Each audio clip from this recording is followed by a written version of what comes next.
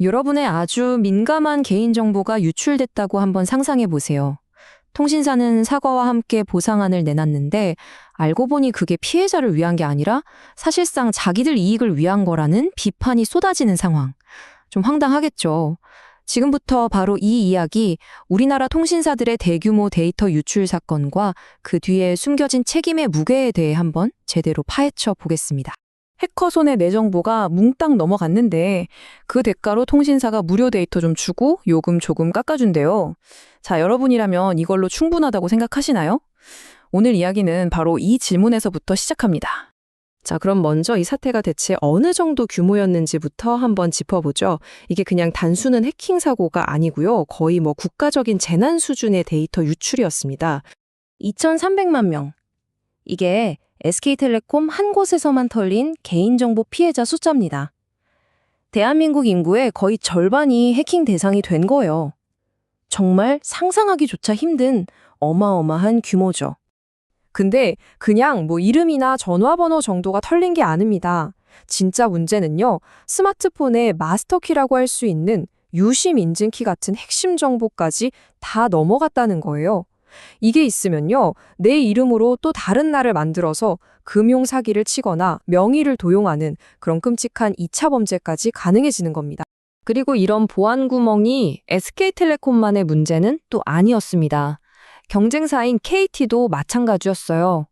허술한 보안 시스템 때문에 22,000명이 넘는 고객 정보가 그냥 속수무책으로 털려나갔습니다. 특히 KT 같은 경우는 데이터 유출이 곧바로 금전적인 피해로 이어졌습니다. 해커들이 훔친 정보로 무려 2억 4천만 원이 넘는 돈을 멋대로 결제해버렸고 그 피해는 고스란히 고객들한테 돌아갔죠. 자, 이렇게 어마어마한 일이 터졌는데 과연 통신사들은 어떤 보상안을 내놨을까요? 지금부터 논란의 중심이 된 바로 그 보상안을 자세히 한번 뜯어보겠습니다. 표를 보시면 두 회사가 내놓은 보상안이 조금씩 달라요. SK텔레콤은 한 달 요금 50% 할인에 좀 더 초점을 맞췄고 KT는 요금 할인은 없는 대신에 데이터를 더 많이 줬습니다. 위약금 면제 같은 공통적인 혜택도 있었고요. 언뜻 보기에는 나름대로 성의를 보인 것 같기도 하죠? 하지만 피해자들이나 시민단체의 반응은요, 아주 싸늘했습니다.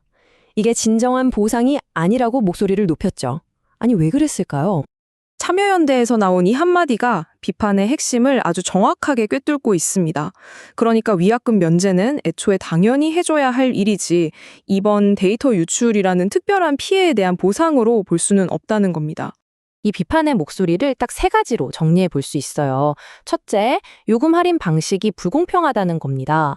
생각해 보세요. 똑같이 피해를 입었는데 10만 원짜리 요금제 쓰는 사람은 5만 원, 5만 원짜리 쓰는 사람은 2만 5천 원을 할인받는다? 이건 피해 정도가 아니라 요금제에 따라 보상액이 달라지는 거니까 불합리하다는 거죠. 둘째, 데이터나 OTT 같은 혜택은 통신사를 떠나려는 고객들한테는 아무 쓸모가 없어요. 마지막으로 제일 중요한 원칙의 문제인데요. 이건 피해를 보상하려는 게 아니라 그냥 고객 안 뺏기려고 하는 마케팅 아니냐? 이런 지적입니다. 그렇다면 이분들이 말하는 진정한 보상은 뭘까요? 아주 간단합니다. 요금제가 얼마든 통신사를 계속 쓰든 말든 상관없이 피해를 입은 모든 사람에게 똑같은 금액을 현금으로 지급하라는 겁니다. 이게 가장 공정하고 실질적인 보상이라는 거죠.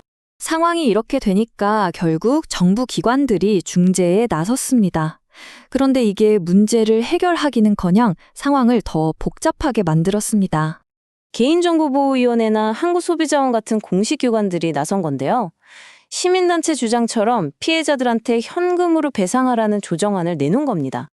근데 통신사들이 이 권고를 왜 거부했냐? 이유는 딱 하나, 바로 돈 때문이었습니다. 개인정보위가 한 사람당 30만 원씩 지급하라고 권고했는데 피해자가 2,300만 명이잖아요. 이걸 다 계산해보면 SK텔레콤이 내야 할 돈이 무려 6조 9천억 원이에요. 이건 사실상 회사 문 닫으라는 소리나 마찬가지인 천문학적인 금액이죠. 결국 SK텔레콤은 이건 법적 강제성도 없고 비용도 감당할 수 없다는 이유로 조정안을 거부했습니다. 보상 문제는 다시 원점으로 돌아가 버린 셈이죠. 그래서 지금 상황이 딱 이렇습니다. 기업은 현금 보상 못한다고 버티고 정부는 대신 1,347억 원이라는 어마어마한 과징금을 부과했죠. 그런데 SK텔레콤은 이마저도 못 내겠다면서 아마 법정 다툼으로 갈 겁니다. 결국 진짜 피해를 입은 사람들만 중간에 붕 떠버린 상황이 된 거죠. 이번 사태는 우리에게 아주 근본적인 질문을 던지고 있습니다. 이 디지털 시대의 내 개인정보, 과연 그 가치는 얼마일까요? 그리고 그 피해에 대한 보상은 대체 누가 또 어떤 기준으로 정해야 하는 걸까요? 이 질문에 대한 답을 찾는 건 바로 우리 모두의 숙제로 남아 있습니다.